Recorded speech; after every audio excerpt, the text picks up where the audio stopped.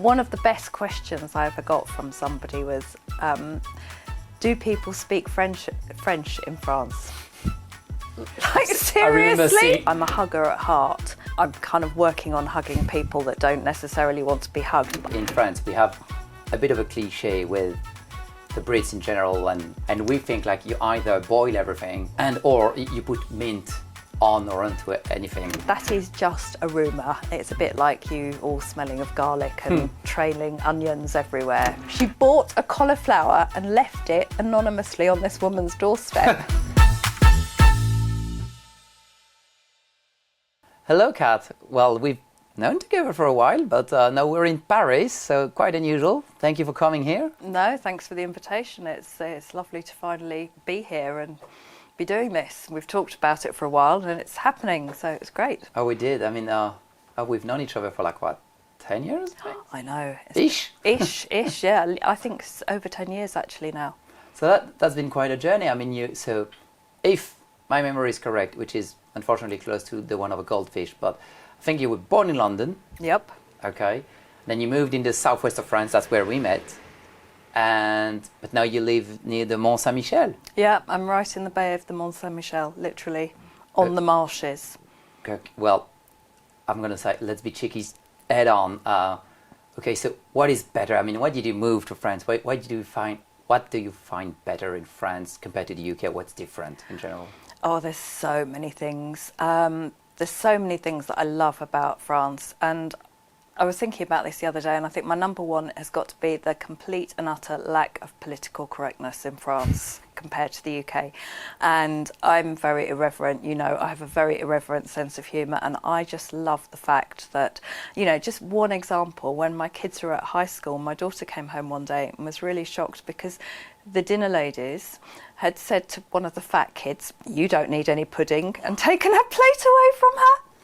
I mean, you know, that would be a sackable offence in the UK. And, you know, they do French people make comments like that. But I think it's actually very sensible. You know, I've been to the gynaecologist before now, and she said to me, "Oh, you've put 2 kilos on this year.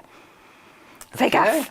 And, you know... Sounds like my grandma could say something like that. Yeah. There's all that kind of, you know, that kind of cultural difference. And then just the sheer space that you get in France and the lack of living cheek by jowl with everybody. I mean, I know it's different in cities, obviously, but, you know, you can escape from people in France in a way that you just can't in most of the UK now.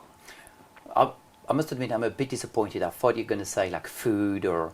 maybe even better wine and cheese. I'll get on to the food, but you know, it's food, climate. But I think above all, I mean, those kind of things make life better, and you know. But I think for me, the main attraction in France is the emphasis on the lifestyle and family, and the fact that people in France work to live. They don't live to work. You know, there's just different values, and I really love that. Yeah, I'm being told that quite often. I'm starting to believe that myself. Well, you've had plenty of experience with that. I mean, another topic people talk a lot about, which is French bureaucracy, the infamous. Yeah. But I mean, let's look at this on the fun side, I would say. What's one of your favorite, I don't know, paperwork gone wrong moment that you've experienced in France? I don't think favourite's quite the right word here. The thing that still makes me incandescent every time I think about it is, do you remember a few years ago, I think it was Sarkozy introduced kind of mortgage relief, and you could declare on your tax return that you'd taken out a mortgage to buy your house and get that kind of credited back, which we did. We filled in all the figures correctly and sent it off, and we got a really nice hefty refund from the tax office. I think it was about €3,000. Oh, nice. Sort of over 2 or 3 years anyway. And then we got a letter 3 or 4 years later demanding the repayment of it all because they had miscalculated. And I went to the tax office and I said, "But hang on, I just filled in the numbers, you made the calculation, you issued the refund. Woof, c'est normal." And I was just like, "But you made the mistake and now I have to repay the money?" Yep, c'est comme ça. Yeah. And in the end, I did manage to negotiate paying it off at so much a month over a year, but I was just appalled at that level of you know, hand washing of we've made a mistake, but we're not going to acknowledge that it's actually our fault or do anything about it. So, yeah, I mean, there's been loads of instances like that over the years. The daughter's carte vitale at the age of 16, which took me months to get my hands on. It can be really, really irritating. So, yeah.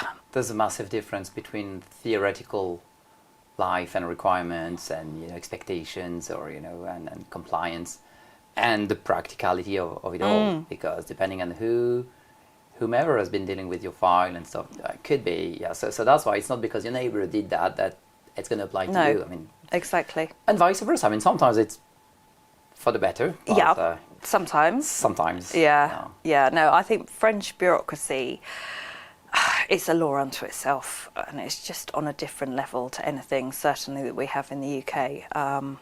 I don't know about other countries. I'm sure it's worse in other countries than it is in France, but it's pretty bad in France, I have to say.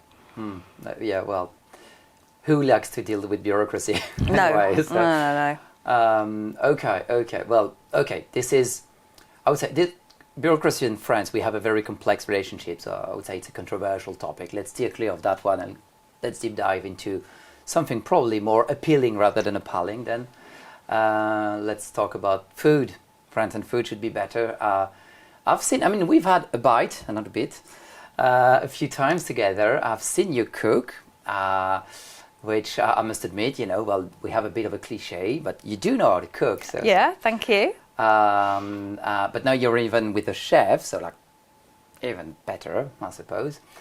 Okay, what's your or one of your most favorite French dish or dishes, if more than one? Well, I've kind of retired from cooking now, so because you have a chef. Yeah, I know. Personal chef. Yeah, personal chef. And so I'm just sort of pathetically grateful that food gets put in front of me multiple times a day, 7 days a week. So, and I'm pretty happy to eat pretty much anything. Having said that, he is quite a traditional cook, and you know, sometimes I don't want blanquette de veau. I'm whispering in case he listens to this. You know, I want chili or something a bit more ethnic. But you know, I love eating anything. I suppose if I had to come up with one favourite French dish, it would probably be confit de canard.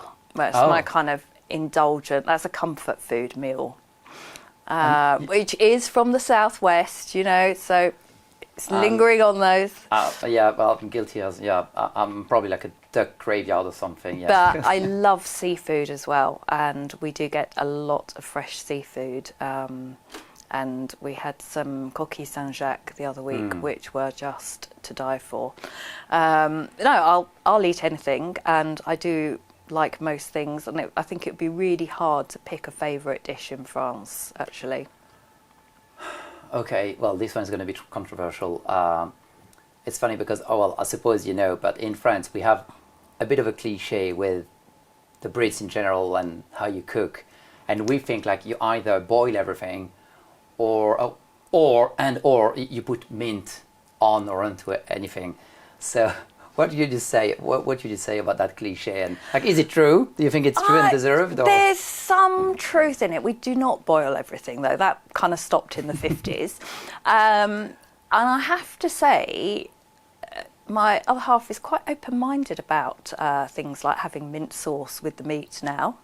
And he does make a wicked salad dressing using a secret ingredient, which is Marmite. Oh. I know. Okay. I know. This is quite shocking to most French people, but he, as a chef, he actually approves of Marmite in cooking. Okay. When we had my grandson to stay for 4 days a couple of weeks ago, and when I was giving him his breakfast in the morning, I gave him a slice of toast with Marmite on, and Francois looked completely appalled at what I was doing to this poor child, and you know, it was verging on child cruelty and abuse to him. But Sam absolutely loved the Marmite. He woofed it up and licked it off the toast and demanded more. So, because in the UK, that's one of the first foods people give to small children is Marmite sandwiches. I didn't know. It's a staple of a British birthday party. Okay, well, Yeah. One more thing I know. So so I don't think we do boil everything. I think that is just a rumour. It's a bit like you all smelling of garlic and trailing onions everywhere. Just cultural We stereotyping. do eat a lot of garlic, though. Yeah. Well, garlic is pretty yummy. Yeah. Well, well, in a way, you touched base onto this. Like you've been rather a countryside kind of girl, despite being born in London, rather than a city kind of person. And so what draws you to the countryside and outside, obviously, to the French countryside in general? Well, I've always loved the country. Even though I grew up in London, I spent all of my weekends escaping from London and going to ride horses, sort of on the outskirts. You have horses, actually. Yeah, I do. And there's just something lovely about the French countryside. And again, it's that being able to get away from people and open spaces and beaches that are not incredibly crowded. I've always loved the sea as well. So where I'm living now is just perfect, actually, in terms of being able to walk the dog on the beach in the winter, which is just blissful. And if my understanding is correct, there might be a bit of a dream, because obviously coming from the UK is like 2.5 smaller than France in terms of land size, but with the same population, so obviously it's more packed, more crowded. So it also gives you an opportunity to have, I would say, more space, which is exactly what you did, because well, with here you have horses and they're on your land. Most people, most people that move to France, I think, from the UK want to have more space and outside space and land. Even if they don't have animals, they want a bigger garden. They don't want neighbours, and they don't want to be living cheek by jowl with people. I think that's one of the big attractions, that you can still achieve that in France. You mentioned not having neighbours, so just made me think, because you also have a podcast. I think it's France Made Simple. It is. I think one of your most popular episodes were "Are the French rude?" Is there maybe a cliche of one of those anecdotes you may want to share, which was one of the funniest cultural difference or misunderstanding that ended up with you doing this episode eventually? Oh, they've been so many over the years. I mean, linguistic ones as well, where people just misunderstand each other because, that you hear a word and you just mishear it, and then you kind of go off on a tangent of miscomprehension. So there's all that kind of stuff going on, which I think is always true for immigrants into another country.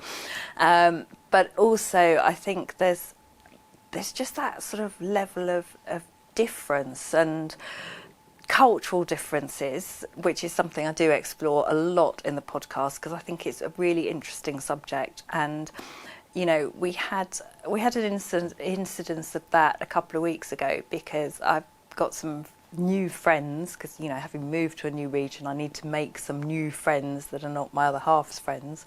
So I invited, and they're not French, they're Swiss Italian. Okay. And I invited them round for a cup of tea. And I know them well enough to know that a cup of tea for them just means a cup of tea. And in the UK, a cup of tea is, you just say, come over for a cup of tea. And it's very casual. And when somebody turns up, you put the kettle on and get some cups out and maybe sling a packet of biscuits on the table. And that's it. No. I mentioned to Francois that they were coming over for tea time. I was then dispatched to the bakery. I had to buy a brioche, and a certain type of brioche. And I said, oh, they're just coming over. She's coming over for a chat. No. The table was set. The brioche was out. The best china. And then he insisted on putting bowls out. And I said, no. Trust me, nobody will want to drink tea out of a bowl. It's a French thing. We do not drink tea out of bowls, and lots of other... No. Anyway, I did feel sorry for him, because they turned up. My daughter was there as well, and somebody else, and everybody asked for mugs. So it was just one of those, we don't do it like that. We do it differently. But it's funny, because it's something, reminds me of, I've been raised, my grandma would constantly repeat, we have manners here. Like you were saying, casual, inviting someone casually, like the house not being cleaned or things not being tidied up, or like you were saying, if we don't, if we have guests and we don't use the best, crockery and that's going to be the end of the world. And so it's it does resonate. So right. I haven't yet introduced him to the idea of the British dinner party where people turn up, you just give them enough alcohol, they don't even notice what they're eating, and maybe the food will be out of the oven before it gets cremated if you haven't forgotten about it because you've had too much to drink too. But I think that might blow his little mind. So yeah, been to one of those parties in the UK. That was something. Yeah. The booze helps. Yeah. Oh, definitely. But then there's also a lot of things that come up on on the website as well, which I've been running for a long time now, as you know, comments from people that just make me die. One of the best questions I ever got from somebody was, do people speak French in France? Like, seriously? I remember seeing this one. Yeah. Do they speak French in France? Oh.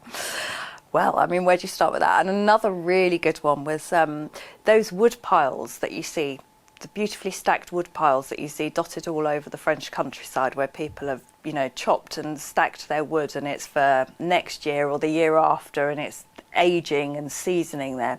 Somebody posted about fact they'd noticed these wood piles and nobody seemed to be doing anything with them, so would it be all right if they helped themselves to the wood? You can't make that up. No, you can't. Oh wow. You can't. Yeah. Oh well, we'll probably talk about this. The forum you also have, which is kind of the Reddit for expat. I like it. Yeah, it is. And we do get some really classic posts on there sometimes. And actually, it wasn't on the forum itself. It was in a Facebook group. I saw a post some years ago, which me and the children still howl with laughter about. It was from a lady who said that she didn't speak any French at all, but she always smiled at her neighbour, and waved, and sometimes said bonjour or bonjour probably, and her neighbour would sometimes give her some extra produce from the garden, so she wanted to say thank you. So what she did was every week when she went to the market, she bought a cauliflower. I am serious. She bought a cauliflower and left it anonymously on this woman's doorstep. Anonymously, because she didn't have enough linguistic competence to say, here's a cauliflower, or it's from me. They probably never made a connection. No, I know, and I would just had this mental picture of this French lady opening her front door and finding a cauliflower, and of all the things to give somebody as a present, I mean, a bunch of flowers, bottle of wine, a cauliflower. And I just thought, right, okay, this is like this cultural divide. This is a chasm. It's not a divide. Oh yeah, because it's probably something she thought for a while. I was like, who is leaving me a cauliflower every week? Oh wow. And not telling her. No. I mean, to this day, if we mention the cauliflower in our family, because the children all read the post as well, everybody just starts crying. I know. Well, this is one of those things, actually. So, apart from leaving a cauliflower on your neighbor's doorstep, if you could bottle up something and which expat realized about the tiny joys of living in France, again, apart from leaving that kind of gift. So what else the tiny joys? I think the most important thing here to say is to actually try and make sure you do enjoy all those little moments, like that bite of croissant, that coffee sitting outside the bar in the sunshine, because I think the reason most people come to France is for a better, in inverted commas, lifestyle, and often that means more time and more time to do the things that you want to do, and more downtime, and savouring all of those little things I think is really important, because then when you get a nasty letter from the tax office demanding repayment, or the septic tank overflows again, or the gouv.fr website crashes again, and your head is down, and you're knee deep in bureaucracy and admin, and you're feeling like you're banging your head against a wall. It's those little moments that get you through and make it all worthwhile. Actually, I realized we didn't mention this, but how long have you been in France? 23 years. Yeah, that starts Yeah. to be something. I deserve a medal, I think. When did you, remind me, when did you start the website? So we can talk about this now. It was 2009. Yeah, oh, okay, yes. That's more than 15 years ago as well. And I started it because I had a blog back in those days, which was just kind of personal therapy, which was called Survive France. And we had a little strap line on the blog that said, we love France and made it our home, but sometimes it's nice to have a bloody good moan, or something like that. And I started getting loads and loads of comments on it, and I just realised there was this real need for people to be able to connect, because some people were really struggling socially. I mean, living in quite isolated and we're places. talking English speakers. English speakers, yeah. Obviously, the French people can all connect with each other because they can all speak to each other and don't all live in the middle of nowhere. Although we still need wine. Yeah, absolutely.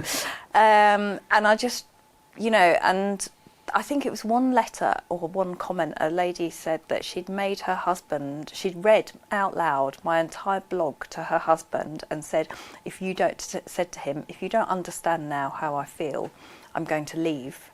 And I thought, wow, there is a need for support for people. So it was very much, that was the kind of underlying reason behind it initially. And then you created, so what's the name already? The new website? The website is survivefrance.com. Yeah, so, and like we were saying, it's kind of the Reddit for, people, actually immigrants in France, but not only, it could be second homeowners, but mostly, I'd say, English speakers. And we do have quite a lot of French members who've come back to France after living quite often in the US or Canada or the UK for several years, and they also want to bang their head against a wall when it comes to getting stuff done on an admin level in France, and they quite appreciate it as a place to come and let off steam if you want. Yeah, well, I mean, the way I see it, because, obviously as you know, I'm a member on this website and try to answer some of the questions sometimes. But there is literally first, it's very busy. Yeah. There's I don't know, so how many per month? Something like 50,000 or something? No. I think it's well over 500,000 page views a month. Oh yeah, page views. Yeah, but yeah. So with it, there's dozens of thousands of unique users. Yeah. So meaning and there, expats per month. There's a lot of people on there who are very, very knowledgeable about certain things. Exactly. And it's now become a really useful resource. If you the range. Yeah. Is from gardening to property planning to swimming pool maintenance to tax declarations to setting up businesses. It's broad. Yeah, it's vehicles very and all of that. Keeping chickens, vaccinating llamas, you name it, it's going to be on there. Do the French speak French? Do the French speak? You can find an answer to just about anything on Survive France. It's basically the Reddit for I'd say expats because it's easy for me, but immigrants or English speakers in general. Yeah, English speakers. You mentioned this as well. I've heard you said this. Now you moving to a different part of France, and this is something that I very often find or hear about. Meeting people as an immigrant and potentially a non-French speaker or not as a native. How do you do, or what advice could you give them to? Well, I say other expats, okay. And first, how easy it is to meet other people, and how to do it itself. I think there's two things to say here. There's, first of all, anybody moving to another country needs to meet people full stop, and obviously there are more French people in France or more Italians in Italy or more Danish people in Denmark than there are obviously. Expats, British people. But having said that, so the first thing to do is you need to get out there and meet French people, and I always suggest that people join clubs, associations, that kind of thing. If you're into playing tennis, join a tennis club. If you're into photography, join a camera club. Do what you actually enjoy doing, and then you'll meet people you've got something in common with, for starters. And not all of them are going to be kindred spirits, but somebody might be.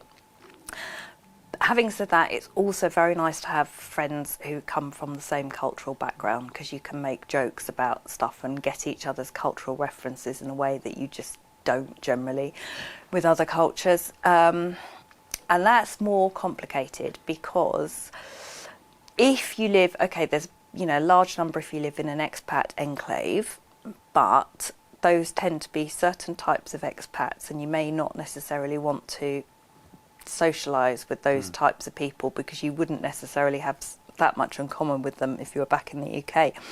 So I think, you know, when I first came here, I did speak to anybody that spoke English out of kind of desperation. And then I realised that actually one needs to be quite selective because you wouldn't normally speak to those people. Yeah, you know, and so you kind of develop your own antennae or radar for who to avoid and who to become friends with. And you know, sometimes it can work, but it can be quite haphazard. I did meet a friend this summer at the local car boot sale. I was standing behind the stall and I had some equestrian equipment for sale, and she stopped and I realised she was English, and we got chatting about horses because she had horses, and got on like a house on fire. And then she said, shall we go to the beer tent? So that's obviously how English women make friends, but it's unusual. And to like cross-reference your own podcast, when you're trying to, well, talk or meet some, well, French people, are the French rude then, or rather welcoming? I don't think they're rude. I think there's just a difference in the way that we British people do things or Anglo-Saxons do things. French people can seem quite standoffish. Initially. Yeah. And I remember a few years ago, I was at the physiotherapist having my shoulder put back in, and a young guy came in. It was a sort of open room situation, and he was English, a rugby player. And we got chatting simply because his physio asked me to translate something, so mine, and we got chatting, and I realised he was only kind of 19, 20 and away from home and his family and really lonely. So by the time we'd finished the conversation, we'd swapped phone numbers, and I'd invited him round to the house for a barbecue with my husband and my son, and my physio was shocked. He was saying things to me like, but, what will your husband say? You've just met him. And I said, he'll be really pleased, you know? and we had a conversation about it, and I said, look, this is just normal for us, because if he turns up for a barbecue and he's awful, we'll never see him again. But how do you know?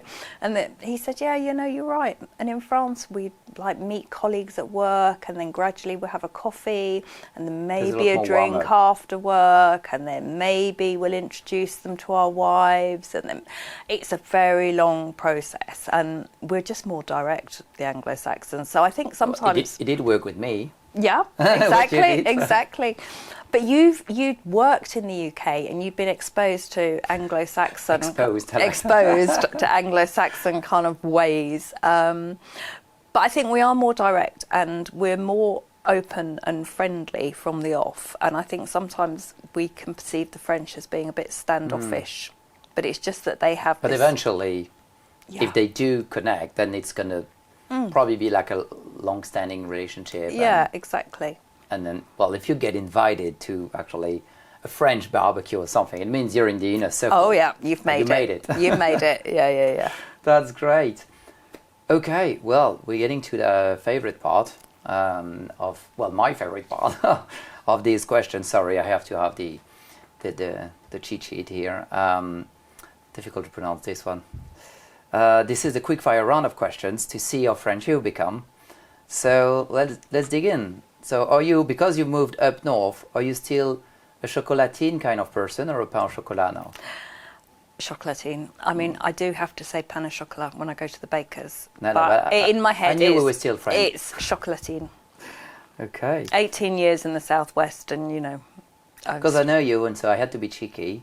Can you try saying one of the hardest French words you know, like, I don't know, grenouille, écureuil? Écureuil. You're good. Yeah. Very good. Well, apparently, and I've looked online, it's supposed to be one of the hardest. Oh, really? To pronounce, coming from the UK. So, well, you nailed this one. Okay, this one, breakfast. Are you still in the baked beans team or the croissant now? I don't really eat breakfast. But if anything, it's going to be a croissant. Okay. I don't actually like baked beans; they're too sweet. That's good. No. I do like a full English breakfast, but bacon, eggs, tomatoes, mushrooms, fried slice, black pudding, the works, but not the baked beans. Good. No. Well, this one is to see because you also have worked in France, and let's see how French you became. How long for a lunch break? Careful, because this is recorded, so French labor unions are listening. So how long for a lunch break? Oh, it's got to be 2 hours, obviously. Good. No, yeah. This is what we do. Yeah, I know. So, but I know it could be like half an hour back in the UK. Or... Oh, it could be nothing at all, or a sandwich at your desk. No. Well, I think I have the answer, but still I ask it. Tea or coffee? Both. 1 cup of tea in the morning and then coffee. Okay. And maybe tea at 4 o'clock if I'm flagging. So, I know you're not American, but you share something with them. But maybe you're French now. Are you like a la bise person or still Uggs? I do la bise because that's what people expect, but I'm a hugger at heart, and I'm kind of working on hugging people that don't necessarily want to be hugged. But I didn't know for years that a hug's seen as kind of romantic in France. That's why it's a bit weird to us. Yeah. Yeah, I know, but I just think, get over it. It's a hug. That's one of those cultural differences. It is, definitely. It's, really quite bizarre. But anyway. Okay, well, we did it. If people want to reach out to you, how can they find you or get in touch with? They can check out the website, survivefrance.com. They can listen to the podcast on Spotify or Apple or wherever they get their podcasts. And the podcast is called France Made Simple. They can find me on Instagram. We have a France Made Simple page on Instagram. They can find me on Facebook. There's quite a few groups, isn't it? Yeah, we have multiple Facebook groups. They're all entitled English speakers in Paris, Bordeaux, Poitou-Charentes, etc., regional groups. I'm quite easy to find.